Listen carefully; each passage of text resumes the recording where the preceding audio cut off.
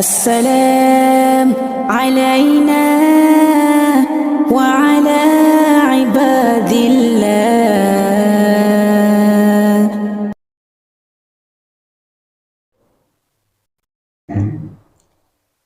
Sambil mulai ini.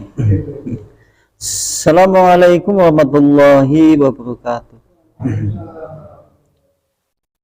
Alhamdulillah, innalhamdalillah nahmaduhu wa nasta'inuhu wa nastaghfiruh wa na'udzu billahi min syururi anfusina wa min sayyiati a'malina.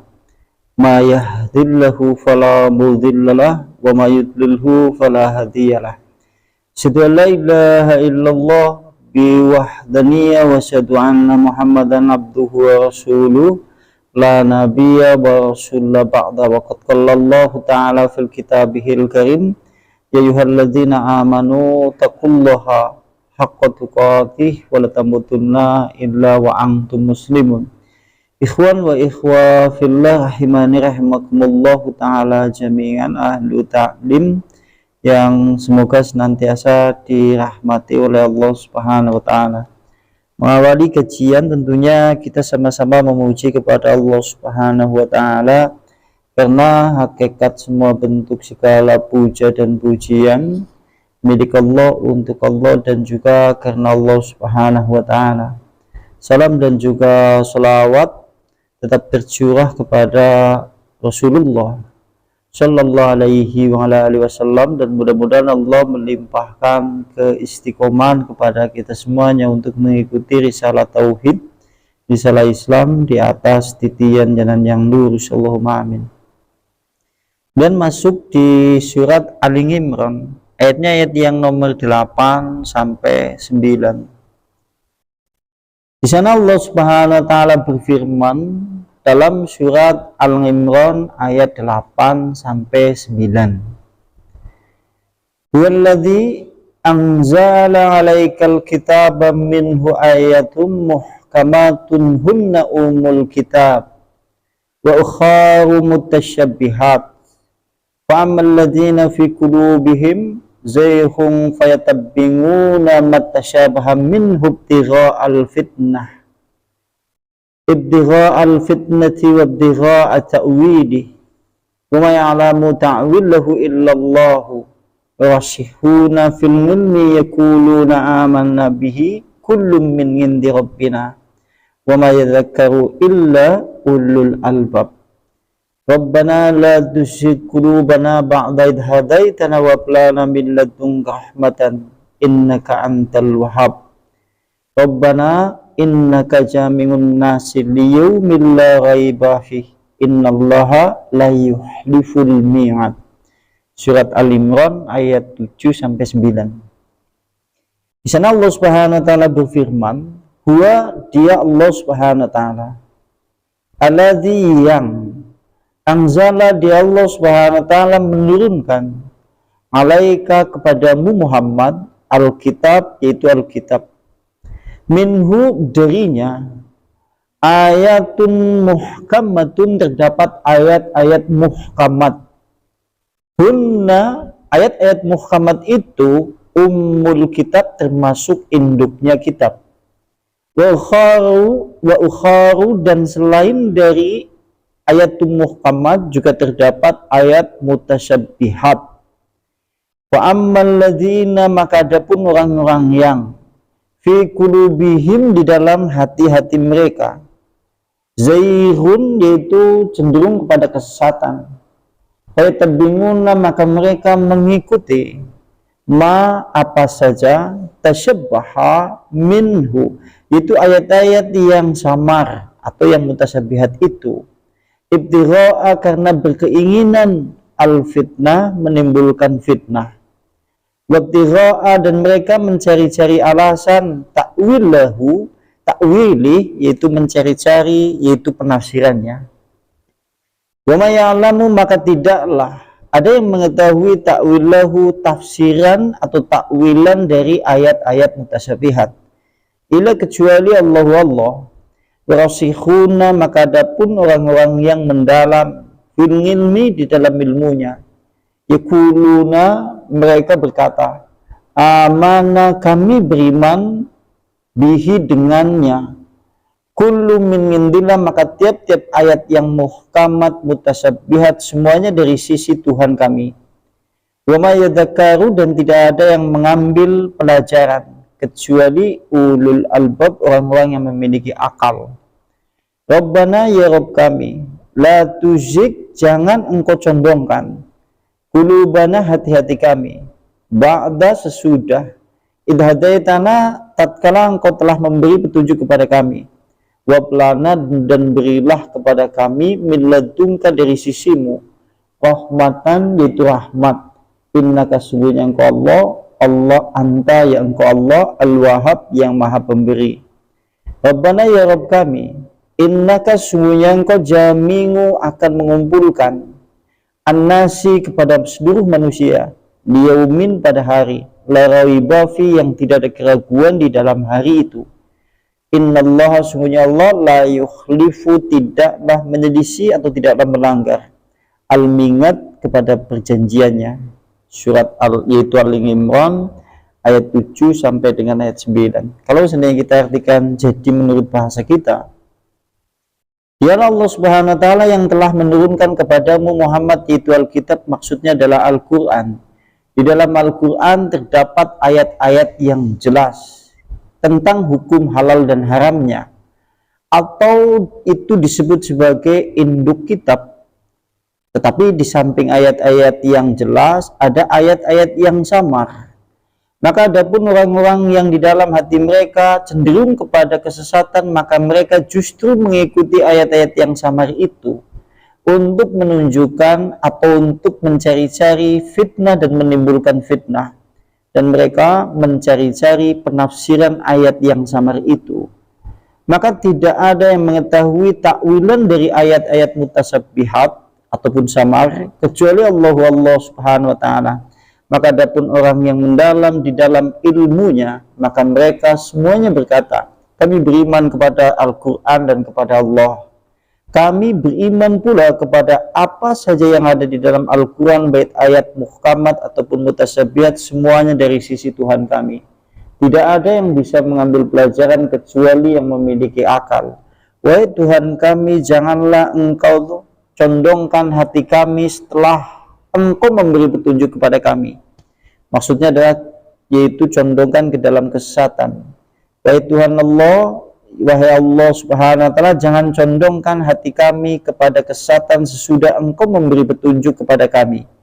Berilah kepada kami dari sisimu, yaitu rahmat, karena sesungguhnya engkau adalah yang maha pemberi. Dan engkau, wahai Allah Subhanahu wa taala, wahai Tuhan kami, engkaulah sesungguhnya akan mengumpulkan seluruh manusia pada hari yang tidak ada keraguan di dalamnya. Sesungguhnya Allah tidaklah menyelisih janji. Surat Al-Imran ayat 7 sampai ayat 9. Dan kita lihat penafsirannya. Yukhbiru ta'ala anna fil Qur'ani ayatum muhkamat hunna umul kitab. Di sana pada ayat itu, terutama itu surat Al-Imran ayat 7, Allah menginformasikan, itu Allah yang maha tinggi, bahwasanya di dalam Al-Quran terdapat ayat-ayat muhkamat. Berarti ayat-ayat muhkamat ini ayat-ayat yang jelas.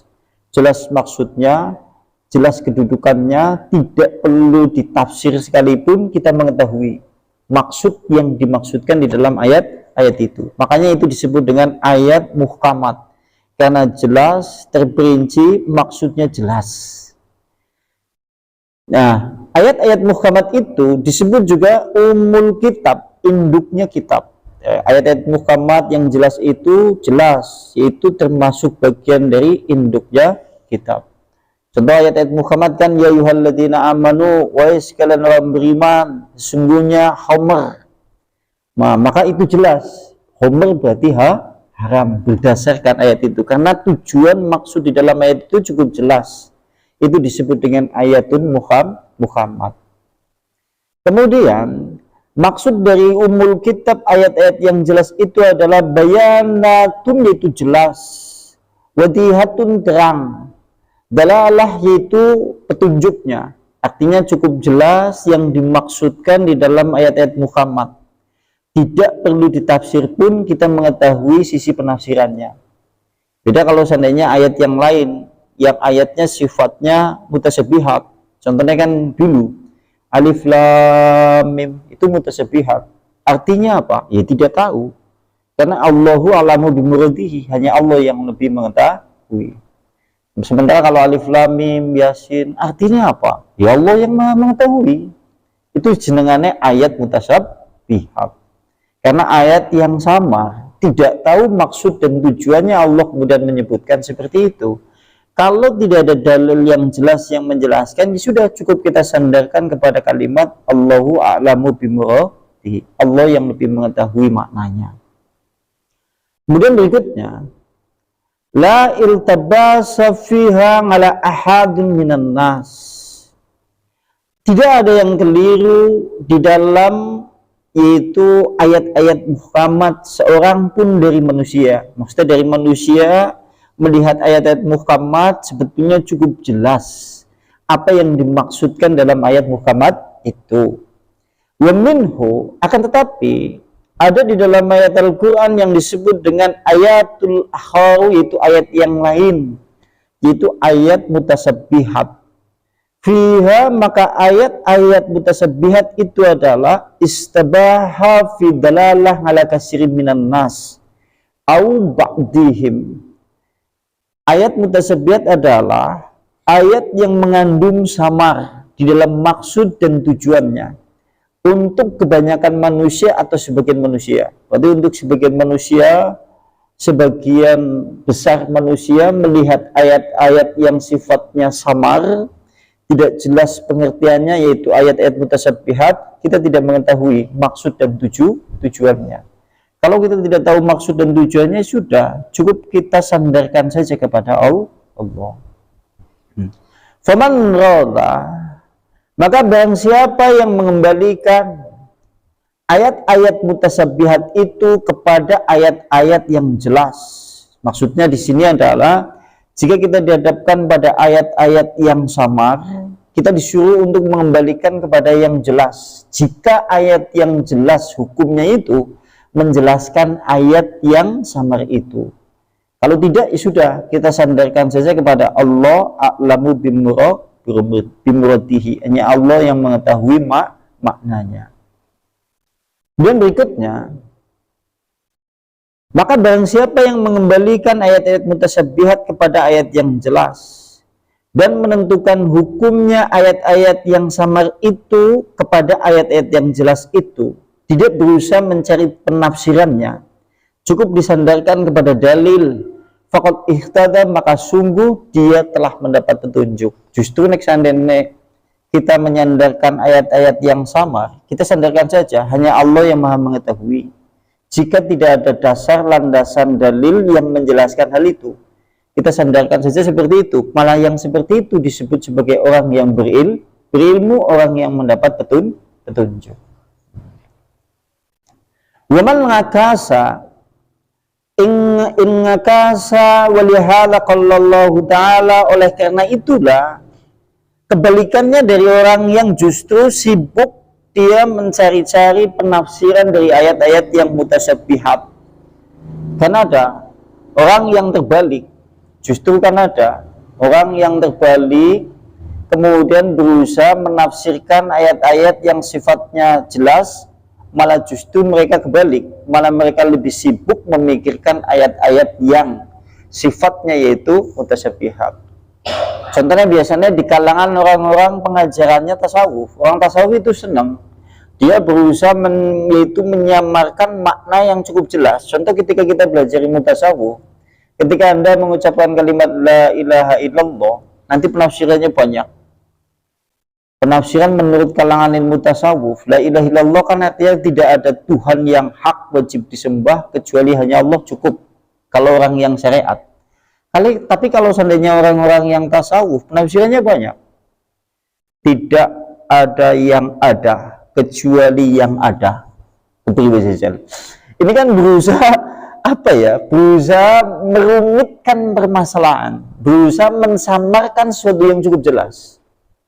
Ya sekalipun nek garap diakal-akal di bener-bener digolet penafsirannya tetap bener baik. Kalau seandainya kita mencari-cari penakwilannya. Kan sementara ini kadang-kadang juga ada orang yang lebih sibuk memikirkan yaitu apa alif lam mim, apa alif lam ra dibandingkan dia memikirkan bismillahirrahmanirrahim apa. Kan sebenarnya pokok kita bermikirkan apa yang dimaksud bismillahirrahmanirrahim dibandingkan kita memikirkan yasin, alif lam ra. Tetapi ada kata mereka justru kalau orang sudah sampai tingkatan bisa menafsir kalimat alif lam ra, yasin, jadi tingkatan ilmunya tinggi. Orang yang seperti ini juga justru terbalik, tidak mendapat petunjuk. Karena yang mendapat petunjuk ayat-ayat yang mutasyabihat cukup sandarkan kepada Allah. Sudah cukup. Sementara kalau orang-orang yang justru mereka lebih cenderung kepada kesesatan, malah justru sibuk memikirkan hal itu. Saya akan mencerita kepada jenengan, saya punya kitab. Istilahnya ya kitab campuran antara ajaran kejawen, Islam, Hindu, Buddha campur jadi satu. Cuma diwarnai dengan warna-warni Islam. Di dalam kitab itu menafsirkan apa yang dimaksud dengan huruf alif. Coba buktikan di kiamat tafsir huruf alif apa saja. Tapi di kitab itu ada. Di kitab itu apa? Kemudian ada maksud dan tujuannya kenapa alif itu lurus.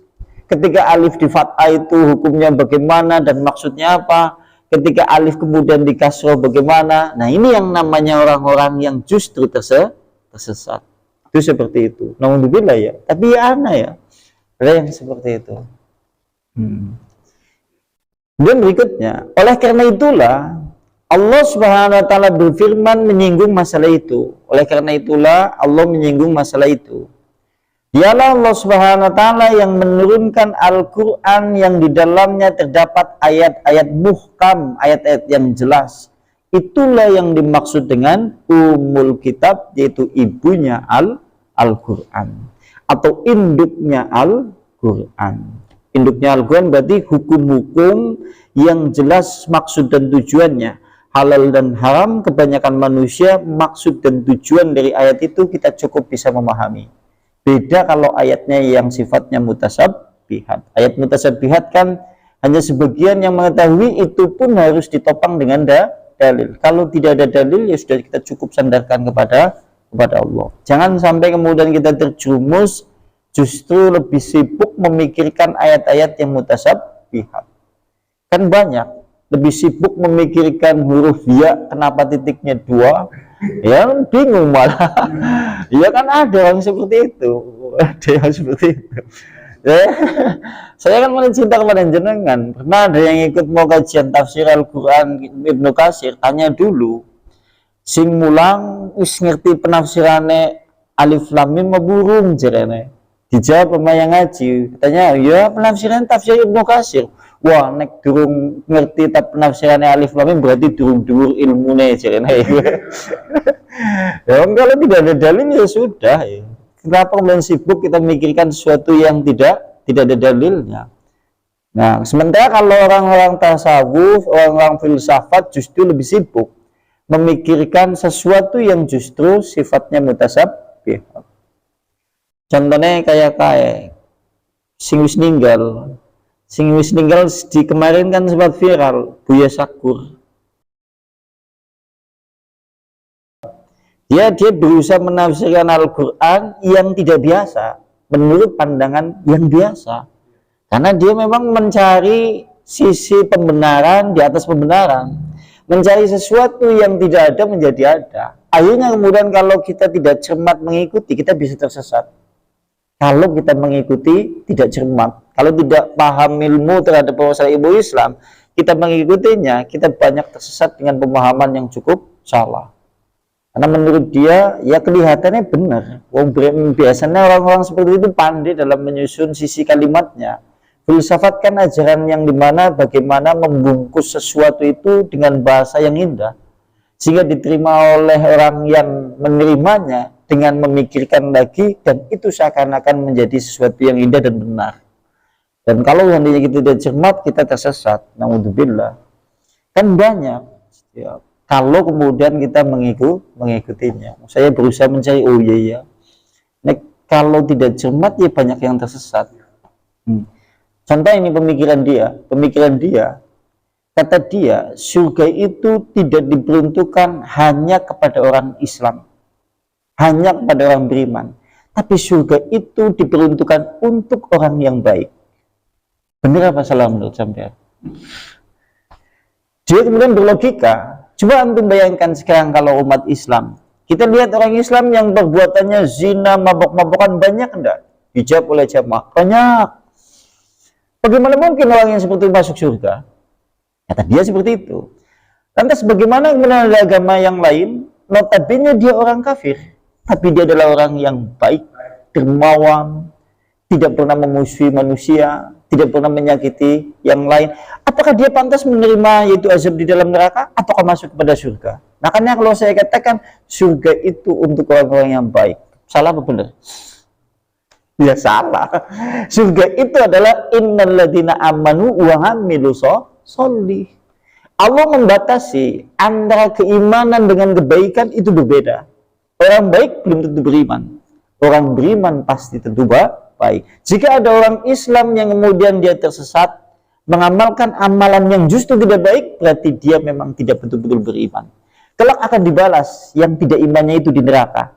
Kalau masih ada imannya di hati, maka kemudian dimasukkan ke dalam surga jika sudah dibalas. Nek orang cermat kan dia tertipu. Oh iya ya, benar hubungannya sampean ya. Iya kan ya, kalau dipikir-pikir sehingga dia ingin mengatakan sebetulnya, dia kan ingin mengatakan bahwasanya semua agama dalam konsep menyembah Tuhan itu semuanya orang baik. Selama dia taat kepada agama apapun saja, itu tetap dia notabene orang beriman. Kata dia seperti itu. Makanya dia tidak mau menyebutkan itu tidak ada Tuhan kecuali Allah, tapi dia menyebut Allah dengan nama Tuhan. Jadi kalau belum menyebut Allah, tapi tetap ngaku kalimat Tuhan. Ini kan menyesatkan, jauh menyesatkan. Nah, ini orang-orang yang seperti itu kadang-kadang yang berusaha, yang sudah jelas hukumnya kemudian disamarkan. Nah, yang seperti ini cukup berbahaya jika kemudian diterima oleh orang-orang awam. Nek wong-wong awam sing nerima kok apalagi kalau itu sudah masuk ke ranah kepada keyakinan, susah untuk ditanggalkan. Wong nek wis yakin kan angel ditanggalna. Sampai kalau suatu saat sudah masuk ke dalam satu keyakinan, susah untuk ditanggalkan. Terbukti keyakinan itu susah ditanggalkan, contohnya adalah Abu Jahal. Abu Jahal tatkala perang berhadapan dengan Rasulullah, dia berdoa coba. Abu Jahal doanya siapa? Allah. Dia berdoa, wahai Allah Subhanahu wa taala, nanti sebentar lagi kami akan berhadapan dengan pasukan Muhammad. Silakan tentukan di antara kami berdua siapa yang kemudian kami yang batil, yang salah biarkan kami binasa. Artinya apa? Artinya dalam kasus doa Abu Jahal tatkala perang Badar, maka ini menunjukkan orang yang batil, orang yang salah kadang-kadang tidak menyadari kesalahannya. Kenapa bisa seperti itu? Sudah masuk ke dalam satu ranah keyakinan sehingga mampu dibawa menuju kepada kematian, direwangi kemudian menuju peperangan. Kemudian Abu Jahal direwangi perang. Orang kalau sudah sampai menuju peperangan, mengorbankan jiwa raga, harta benda semuanya, berarti sudah masuk ke dalam keyakinan yang kokoh. Buktinya apa? Ngasih perang coba. Nah, ngasih perang kan berarti bisa yakin banget kami kebatilannya. Itu seperti itu. Nah, orang kalau sudah masuk ke dalam ranah keyakinan susah. Makanya sampai mati pun tetap tidak berubah. Contohnya nyun sewu ya kasus tadi. Banyaklah yang seperti itu akhirnya kemudian terjumus di dalam kesehatan yang jauh. Makanya tidak perlu kemudian kita memikirkan ayat-ayat yang mutasyabihat. Cukup kita bersandar kepada ayat yang muhkamat, yang jelas tujuannya, maksudnya. Jika ayat mutasyabihat kecuali ada dalil dari Al-Quran dan Sunnah, baru kemudian kita boleh mengikutinya. Itu maksudnya seperti itu sebetulnya. Dan berikutnya,